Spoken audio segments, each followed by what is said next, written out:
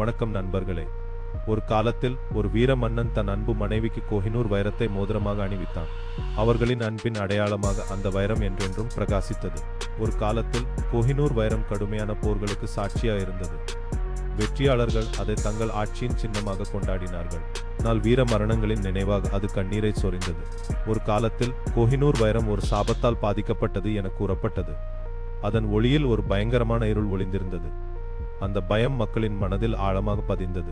ஒரு இருண்ட இரவில் ஒரு மர்ம நபர் கோஹினூர் வைரத்தை திருடிச் சென்றான். காவலர்கள் அவரை பிடிக்க முயன்றனர். ஆனால் அவன் தப்பித்துச் சென்று விட்டான். தலைமுறைகளாக கோஹினூர் வைரம் பாரம்பரியமாக ஒரு அரச குடும்பத்திற்கு சொந்தமானது. அதன் பெருமை அவர்களுக்கு மிகுந்த மகிழ்ச்சியை தந்தது. இது ஒரு அரசு சின்னமாக ஒருவரிடமிருந்து இன்னொருவருக்கு மாற்றப்பட்டது. காலத்தின் போக்கில் கோஹினூர் வைரம் பல அரசர்களை இழந்து அவர்களின் துக்கத்திற்கு சாட்சியாக இருந்தது. காலம் அதன் மீது தனது வடுக்களை பதித்தது.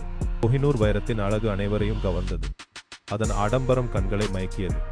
ஆனால் அதன் பிரமை பின்னால் பல மர்மங்கள் ஒளிந்திருந்தன. ஒரு காதல் கதை கோஹினூர் வைரத்தை மையமாக கொண்டு எழுதப்பட்டது. விதி அவர்களை பிரித்தாலும் அந்த வைரம் அவர்களின் நினைவுகளை என்றென்றும் பாதுகாத்தது. கோஹினூர் வைரம் ஒரு கல்லுக்கு மேல். அது ஒரு கதை, ஒரு கலைப்படைப்பு. அதன் கதை தலைமுறைகளாக கடந்து செல்கிறது. கோஹினூர் வைரத்தின் வசீகரம் அரசர்களுக்கு ஆதிக்கத்தை கொடுத்தது. அது அரண்மனையின் அடையாளமாக பிரகாசித்தது. அதன் ஒளி மிகவும் பிரமிப்பூட்டும். ஒரு காலத்தில் கோஹினூர் வைரம் இருளில் ஒளி வீசியது. அதன் நம்பிக்கையின் ஒளி எதிர்காலத்தை பிரதிபலித்தது. அது ஒரு புதிய யுகத்தின் தொடக்கத்தை குறித்தது. இயற்கையின் அதிசயமாக கோஹினூர் வைரம் உருவானது. அதன் அழகு உலகை கவர்ந்தது.